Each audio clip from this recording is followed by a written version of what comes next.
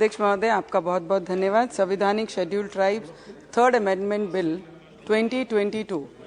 Sir, हम जो bill ला रहे हैं और ये थर्ड अमेंडमेंट कर रहे हैं कि दूसरी जातियों की जो मांग बहुत सालों से है, जो यही एसटी में थे, उनको फिर से अपने एसटी इसमें लाकर उनको न्याय देने का काम हमारी ये मंत्रिमंडल कर रहा है। उसके लिए मंत्री जी का दिल से बहुत बहुत धन्यवाद करूंगी। शेड्यूल ट्राइब्स के जितने भी लोग हमारे कलीग्स यहाँ पर बोले, सभी ने अपने अपने क्षेत्र के या अपने राज्यों के जितने भी ट्राइबल में रहने वाले आदिवासी भाई बहन हैं, उनकी समस्याओं के बारे में यहाँ बताया।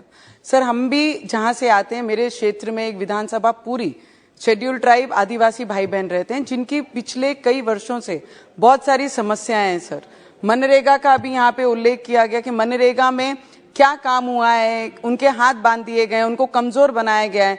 सर, सबसे ज्यादा मनरेगा में अगर कहीं पूरे विदर्भ में अगर कहीं काम हुआ है तो वो मेरे शेड्यूल ट्राइब एरिया में। सर, एक महीने में मैक्सिमम शेड्यूल ट्राइब में रहने वाले लोग वहां पे काम करते हैं और 100 डेज ये मिनिमम दिया गया है। पर मैं रिक्वेस्ट करूंगी मंत्रिमंडल से भी और सरकार से भी कि मिनिमम ऑफ 250 डेज उन्हें साल में काम देना चाहिए। वहां पर सबसे बड़ी प्रॉब्लम है सर माल न्यूट्रिशन की और चिकन सेल्स की मैडम, क्योंकि वहां पर जो लोग रहते हैं ये सब चीजों की उनके बहुत बड़ी समस्या है। वहां पे हॉस्पिटल की कहीं सुविधाएं नहीं है, वो सुविधाएं हमें देना बहुत जरूरी है। और गर्भवती जब डिलीवर करती है तो अगर वहां पे कोई इमरजेंसी केस होता है तो 150 किलोमीटर उन्हें अमरावती आना पड़ता है और बीच में ऐसी दुर्घटना हो जाती है तो कई बार माता की भी डेथ हो जाती है और बच्चे की भी उसी के साथ डेथ हो जाती है। तो ऐसी जगहों पे उन्हें हॉस्पिटल की फैसिलिटी देना बहुत जरूरी है।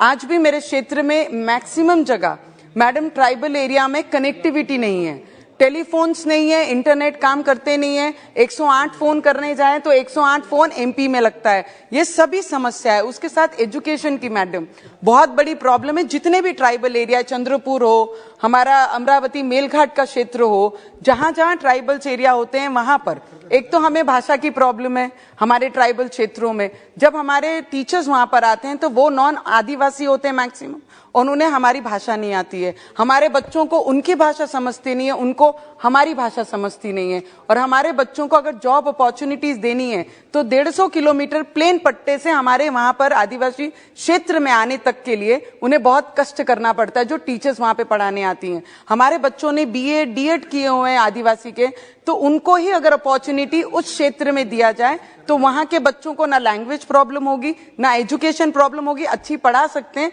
और उन्हें जो राइट देने का काम हमारे पंत प्रधान प्राइम मिनिस्टर जी कर रहे हैं, वो राइट्स देने का काम हम लोग कर सकते हैं। छोटे छोटे इशू हैं, कास्ट सर्टिफिकेट का इशू है sir 2 minutes, it's I know हम समर्थन करने के लिए खड़े हैं, पर आदिवासियों की प्रॉब्लम है। अगर समाज को आदिवासी ट्राइबल में लाके उन्हें न्याय देने का काम कर रहे हैं तो उनको जो सुविधाओं से वंचित है उन्हें यहाँ पर रखना हमारा कर्तव्य है। तो मुझे लगता है कास्ट सर्टिफिकेट का जो इशू होता है, उन्हें उतने दूर से हमारे डिस्ट्रिक्ट लेवल पे आके डीएम से मिलकर चप्पलें घस जाती हैं, तभी भी उन्हें उनकी कास्ट सर्टिफिकेट वैलिडिटी मिलती नहीं है। तो ये छोटी छोटी प्रॉब्लम्स अगर हम सॉल्व कर पाएंगे तो मुझे लगता है हमारे आदिवासी भाई बहनों को बहुत न्याय दे पाएंगे। मैडम मंत्री महोदय यहाँ पर बैठे हैं, उनका पुनर्वसन मैडम, पुनर्वसन जब भी हम वहां पे करते हैं, पहले तो हमारे लोग आदिवासी जंगल छोड़कर बाहर सिटी में आने के लिए तैयार नहीं है। अगर वो जंगल छोड़कर प्लेन पट्टे में आते हैं तो उनको जो राइट्स देना चाहिए, घर छोड़ने का जो मुआवजा देते हैं वो 10 लाख रुपए देते हैं। और शहरों में 10 लाख रुपए में आज कहीं पर भी किसी को भी रहना बहुत मुश्किल है। तो उसके लिए पुनर्वसन की जो राशि रहती है उसे डबल ट्रिपल करके उन्हें सुविधा उस चीज की भी देनी चाहिए, तब जाके वो अपने घर, अपना जंगल, अपना प्यार छोड़कर वो शहरों में आएंगे। तो उसके लिए भी हम लोगों ने सोचना चाहिए मैडम। और मेडिकल इश्यूज बहुत ज्यादा हैं जो मैंने बताए हैं, और फार्मर्स के issue, last 1 minute sir, just 1 minute, किसानों के मुद्दे हैं मैडम। जब ट्राइबल क्षेत्र में हम जब रहते हैं तो वहां पर जितनी भी जगहें हैं वो फॉरेस्ट में आती हैं। फॉरेस्ट से हमको वो दी गई हुई जगहें कि यहाँ पे रहना बसरा करने के लिए आपको इतनी जगह हम देते हैं और उसमें आप खेती कर सकते हैं। पर वो खेतियों का फॉरेस्ट को लगा है करके वाइल्ड एनिमल्स का इतना बड़ा प्रभाव रहता है कि काम करने के बाद, वहां पे बुआई करने के बाद हमें वो चीज हाथ में लगती नहीं, क्योंकि वाइल्ड एनिमल्स पूरी जानवर खा लेते हैं। तो मुझे लगता है ये सब चीजों का भी निपटारा करना चाहिए। पर मंत्रिमंडल जब भी ट्राइबल को लेकर यहाँ पे जो भी बिल लाते हैं, हम उसके साथ में हमेशा खड़े हैं, क्योंकि ट्राइबल आदिवासी लोगों को, क्षेत्र में रहने वाले लोगों को न्याय मिलना ही चाहिए, क्योंकि उन्हें ग्रोथ देने वाला, ये पिछले 8 वर्षों में जितनी ग्रोथ ये प्राइम मिनिस्टर जी के मंत्रिमंडल द्वारा और प्राइम मिनिस्टर के द्वारा दे सकते थे, मुझे लगता है उससे कहीं ज्यादा आप लोग दे रहे हैं। पर छोटी छोटी इश्यूज हैं, उनके लिए भी अगर आपने सपोर्ट किया मैडम, तो बहुत ज्यादा हेल्प हमारे आदिवासी भाई बहनों को होगा। मंत्रिमंडल ने पहले भी 4G के लिए हमारे क्षेत्र के लिए बहुत कुछ दिया है, आगे भी कनेक्टिविटी के लिए अगर थोड़ा सोर्स करेंगे तो मुझे लगता है उनको कनेक्टिविटी बहुत जल्द मिलेगी। Thank you so much sir, and I support this bill.